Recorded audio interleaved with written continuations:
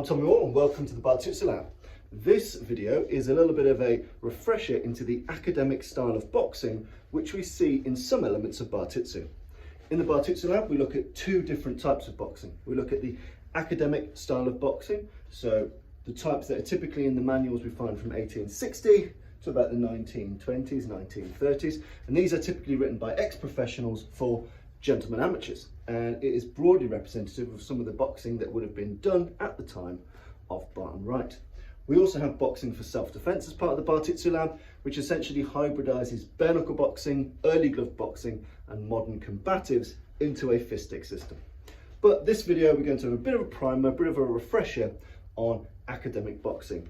And as you can imagine, there are a huge number of sources from which you can choose, and each one purports a different guard, a different style, a different attitude, a different degree of footwork. So again, you can go through and you can pick and choose at your leisure. I'm going to be showing you some elements from aggregated sources to give you a bit of a 101 of academic boxing as done by the Bartitsu Lab.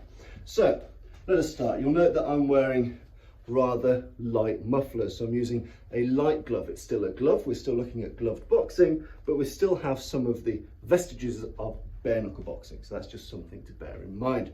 And again, as I mentioned, any number of sources show different types of guard, some with longer degrees out, some that are shorter, some that have one hand high, one hand low, and everything in between. So bear in mind it's a buyer's market. Look at the different sources and see what's out there for you.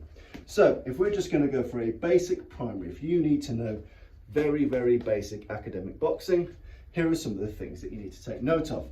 The camera doesn't allow me to do particularly good shots of footwork in here, so I'm going to have to be descriptive in that my left arm and my left leg is forward. And my left leg is pointing towards you, okay? My right leg is pointing at 45 degrees to 90 degrees outwards, okay? So this is just something to bear in mind, that my foot can be anywhere from here to there. It's really a matter of comfort. Often you get very traditional L-shaped stances in historical boxing, especially academic boxing, but again, it's comfort as well as practicality, whatever's good for you, and you sink your body weight a little bit low. So your feet should end up in an L shape like my hands are here. Some people, their feet are both pointing forward a little, some there is a complete L shape as if they were fencing. So again, experiment with that. And there's probably about half a foot's difference between the legs. So you're not having the heels completely in line, that your right heel is just a little bit off, okay? Your left hand is typically held with the elbow close to the body, the hand supinated, so the palm facing up, and we are tracking the face of the opponent. So as you can see here, my elbow's in, I'm tracking the face of the opponent, like so. My right hand, or my rear hand, covers my liver on this side and covers my solar plexus, okay? So again, what we're doing is we're known as barring the mark. We are covering the solar plexus, we're covering one of our most important and most targeted organs here. So end up in position like so, like so. And again, we're relatively relaxed, we're sunk down, our feet are in that kind of position, our 12 o'clock and 3 o'clock position, like so. And again, it's important not just to have this hand lazy, but it is tracking the face. Both elbows as tight to the body as you can manage. So we've got this, and the movement is basic combative movement. If you want to go forward, front leg, and then rear leg. If you want to go backwards, back leg, and then front leg, left and right. And anyone with any degree of combat knowledge should know how to do that. So we're going to go back to basics. One of the main things from our stance is it's in motion. It is always in some degree of milling, okay? So with our milling, our hands are moving. They're unpredictably moving. They're not moving in big, great circles. They're not always moving in the same pattern, but they are in a state of flux, because getting from 10 miles an hour to 30 miles an hour is faster than going from 0 miles an hour to 30 miles an hour. The hands are moving. It's a bit more unpredictable. It's harder to track. So again, from here, we've got a milling situation. The hands are moving. The hands are always moving. My head is also moving. My footwork is moving. All of me is in a state of flux, but I'm not overly dropping or raising my guard. It's still staying within certain parameters. You know, I'm trying to keep it relatively jerky, but the hands are still ready to attack or defend as per my whim. We're just going to go over 3 basic strikes in the basic academic boxing. So we're going to go look at the lead off, which is the lead hand, or the left hand if you're an orthodox boxer. We're going to look at the rear hand, and we're going to look at the lead uppercut. Okay, hooks and pivot blows and other types of blows do apply, and the further back you go, the more variety there is in the types and nature of those blows. You know, in the bare knuckle era, we've got, you know, great use of the chopper. You know, in the later bare knuckle period into the early glove period, pivot blows, sideways hammer fists, very, very common. From the French traditions, we've got marteau, we've got hammer fists that come into play. But just to keep it nice and basic, and it's really the only tools you need with striking. You know, if you've got a sharp enough lead, you've got a sharp enough cross, you can survive most fisticuff scenarios. Okay, so we've got our guard here. And again, investigate the types of guard and see what's good for you. We've got a degree of milling. Now we're going to look at our first blow, which is a lead off, and we're just going to treat this as a stopping blow. So our antagonist is coming towards us. We're going to fire our hand. Our leg at the same time is going to advance. As my foot hits the ground, so too does my fist hit his face. And I'm using a vertical fist here, either truly vertical or somewhat supinated here. So vertical to somewhat supinated. And I'm putting my body weight, my mass, into this shot. From there. And you'll notice that I'm not transactionally firing like I would a jab. I'm not going, I'm smashing this because I'm using this as a stopping hit. So as he advances on me, I'm smashing straight up into the person. All my mass is driving into him. From here, okay? And again, this can go to the body, or it can go to the head. We drive through, we bend the front knee, and we have a lunging motion, bang, and we smash that shot in here, okay? We typically use that as a stopping blow and a power blow. It's not a transactional flicking jab. It's not really just to gauge. It is a power strike in its own right. And what makes it a power strike in its own right is that drop step, is that lunge, is the transfer of weight and drop stepping into the person. As you get more proficient, your feet should land just after the fist hits the target. So all my body weight is going this way, the fist hits and the foot follows. But again, it's a hard thing to time, measure and judge. Play with it. When you spar, you won't really give it much attention. As long as you hit people and don't get hit, good. So we've got our guard, we've got our lead off, and we know how to do that relatively proficiently. With our right hand, our rear hand, typically cross techniques are when the rear hand is crossing over an attack of the opponent. So over the opponent's jab or over the opponent's cross, like an overhand type blow. That requires practice and timing, practice, timing, lots and lots of sparring. It's a perishable skill. So we're not going to look at that now for our basic academic boxing. We're just going to look at a rear right hand. If you imagine, we tend to lunge with the lead off. With the right rear hand, we put more of our hip, our foot turn and our shoulder turn into the opponent. We're still using a vertical fist. So from lead off, we're going to fire this straight to the body, and it can go to the head, it can go to the liver, spleen, wherever you want it to go, but it fires off with the minimum degree of telegraphing. It is literally from barring the mark straight out into the opponent. It stabs in. Think of it like a stab. You know, the hand is vertical, we have stabbed in. We have stabbed. So if I was stabbing, my wrist would be that way. Obviously we turn the wrist because we're boxing, but we're still punching that straight in. The shoulder fires towards the opponent, the hip fires towards the opponent, and the toes turn towards the opponent. So as long as the shoulder, hip and toe are all pointing in the same direction as what I'm punching, it's working. So from here, straight from there. Good mass, sink your weight. Try not to keep too much of your body up high. We're sinking the weight sinking the weight. If it helps you, bend your rear knee a little bit as you fire this in. So you've got your lead off, and you've got your rear hand. From there, sink it in. Shoulder, hips, knee. Boom. Shoulder, hips, knee. Foot. Sorry. Boom. Straight into there. When one hand goes out, the other comes in, as you can imagine. So my lead off, bang. My rear hand, bang. And I keep this near to my face or covering the mark. If my rear hand is punching the head, my back hand will cover my body. If my rear hand is punching the body, my front hand will cover my face. So again, if one hand's low, one hand should be high. If one hand is high, one hand should be low. Nice and simple, nice and practical boxing. So from here, we've got our guard, we've got our milling. We can penetrate with that drop step into our lead off blow, and our body weight goes into it.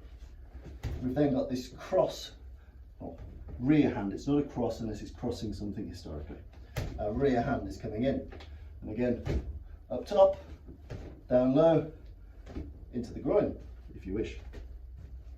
Then finally, we've got our uppercut. And historically, we have longer uppercuts. We're essentially like upside down jabs. So here, we're going to bend our knees a little, and we're going to launch a long uppercut. So coming underneath the field of vision, but it punches up. It doesn't have a circular motion like a modern uppercut. It's almost an upwards, upside down jab. So again, something important to remember is that we're uppercutting at range in this particular system. From there.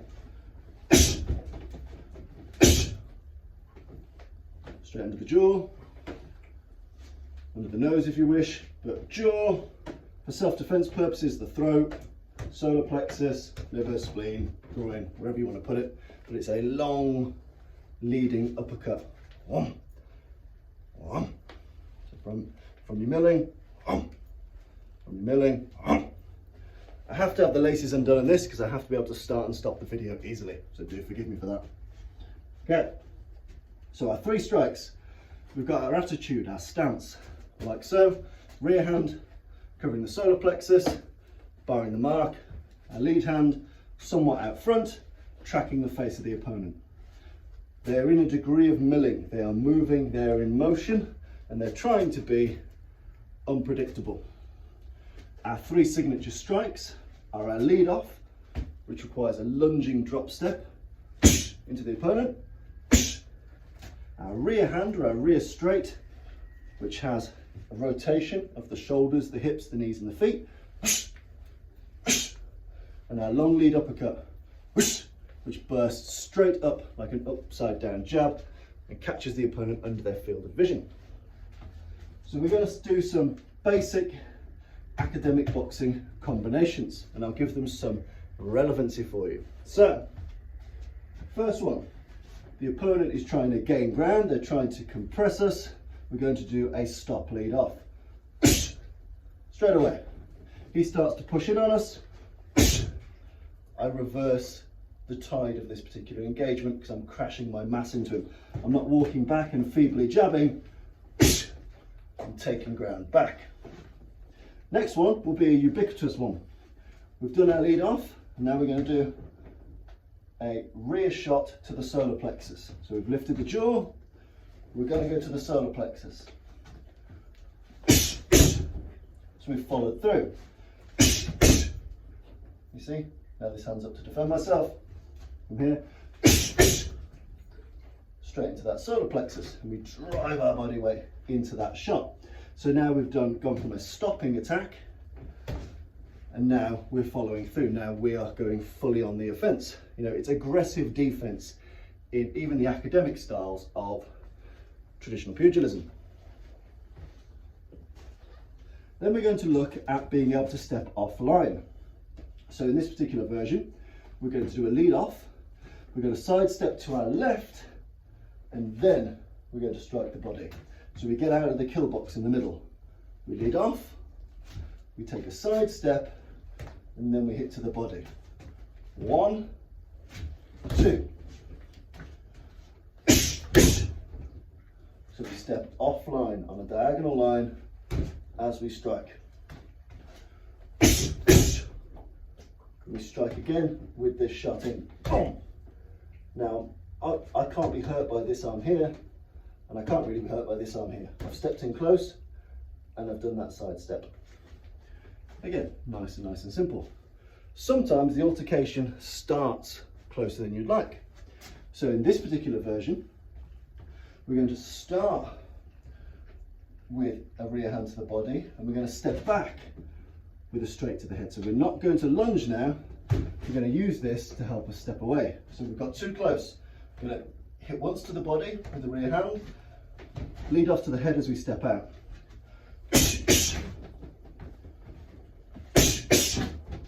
So again, this hand is really now keeping him at bay. I'm still firing it with force and vigour, but I'm not doing the full drop step with it because my purpose is different. I'm closer than I'd like. I'm going to launch in that rear hand. As I step back, I'm going to fire that shot in. So closer than I'd like. Again, nice and simple. So if we end up too close, that's what we can do. We also need to be able to get used to the notion of cumulatively stunning the opponent. So we're going to fire a long lead off here. We're going to gain ground a little bit, and we're going to fire it again. So we're going 2 lead offs, okay?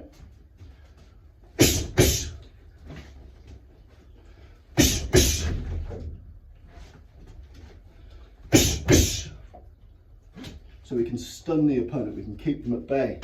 Those short, jolting strikes can have real impact. Then we're going to move to a nice finishing combination. So we're going to go lead off, cross, nice and simple. And we're going all to the head in this instance. Nice and simple. Getting our milling, getting our footwork. Nice and simple. And then finally, for a coup de grace, we're going to go lead hand uppercut to lift the jaw, then a rear hand straight. Okay, so we're milling, we're going to lift the jaw with the lead hand uppercut, and we're going to follow through with our rear hand. So from here, from here, from here. I'm leaving my hands up longer than I normally would, just so you can see the hand positions, the foot positions, the body work and so on. But again, at speed, you'd be going faster. Here. From there.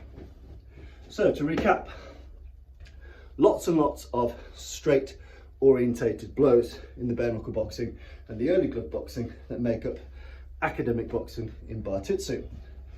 Traditionally, a lot is built around the lead off, and that is typically a signature punch with a drop step and a lead hand. Nearly all blows are delivered with a vertical or supinated fist. You've got the ability to double blows. You've got the ability to move from one hand to the next, lead off, cross, cross, lead off. You have the use of a longer range uppercut. Later on, you'll also get used to being able to fire hooks, pivot blows, hammer fists, and other things. But for your basic level of academic boxing knowledge, you need to learn the boxing guards, which I cover in another video, and you need to learn the basic boxing strikes, which are straight strikes and long leading uppercuts. And that will typically keep you in good stead for mid to long range striking exchanges. But even at close range, you can still use those straight shots. Just get used to being able to move into the optimum range. So if we start too close, still put the power in, but then get yourself to a range where those strikes are more optimum, which is that middle distance. That's a basic primer on basic academic pugilistic studies. There's a huge amount for you to go through, look through, enjoy. Blocks, parries, how to move the head, how to sidestep, how to simultaneously block and return, which is a big signature feature of traditional boxing. There's a huge wealth of things out there, but if you're just getting started, learn how to stand in a basic fashion, learn how to mill in a basic fashion, learn how to lead off, rear hand, an uppercut, and you're off to a flying start. And learn how to vary the heights, the directions, the speed, the cadence of all of those things. I've been Tommy Moore. If you've got any questions, please do ask me. There's a lot more advanced boxing material on my YouTube channel, but hopefully that gives you a good flying start.